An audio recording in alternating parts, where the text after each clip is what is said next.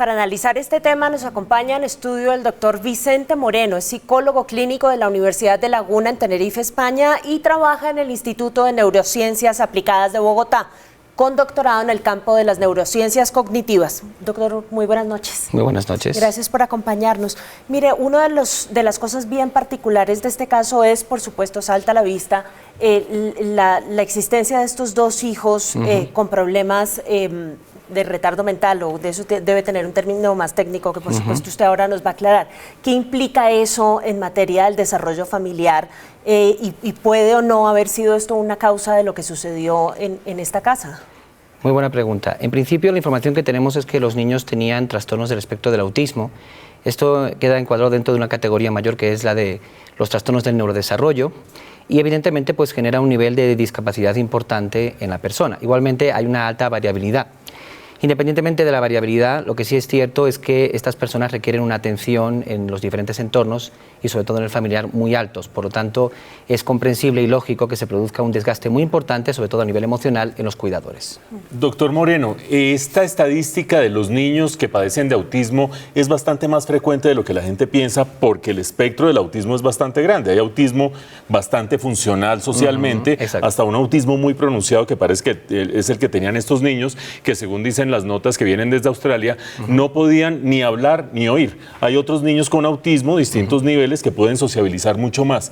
¿Qué tan frecuente es que los padres se desesperen a la hora de lidiar con un niño autista, o qué tan manejable es el caso de un niño autista dependiendo de su nivel de intensidad?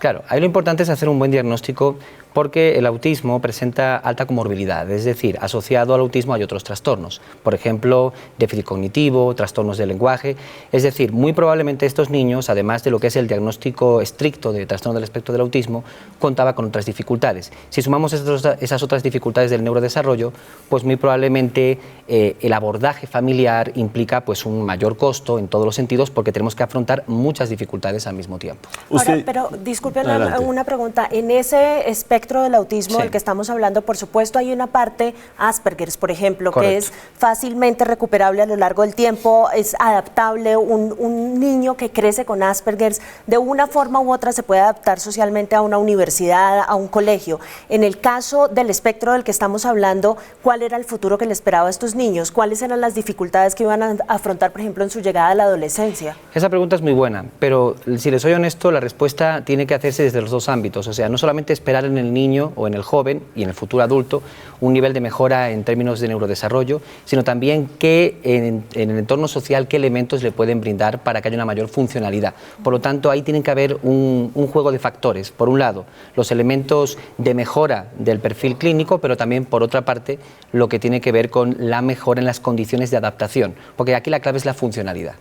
Por supuesto, doctor Moreno, que ni usted ni nosotros conocemos los detalles clínicos de este caso, pero en esta información que hay sobre la familia del señor Manrique, se habla de niños que no podían ni hablar ni oír a la edad de 10 y 12 años. Un niño que en esas edades tiene esa condición, ¿tiene un futuro social relativamente aceptable, o es definitivamente, y me perdonarán la expresión, una carga tremenda para su familia? Hombre, evidentemente no podemos negar que la carga pues, va a ser muy significativa, porque además aquí los ámbitos sociales y comunitarios tienen que acompañar a estas familias para que se produzca esa verdadera funcionalidad. Si no, muchas veces lo que vamos a ver es una segregación social y en cierta medida pues, un aislamiento de las familias en entornos donde podría darse perfectamente la integración.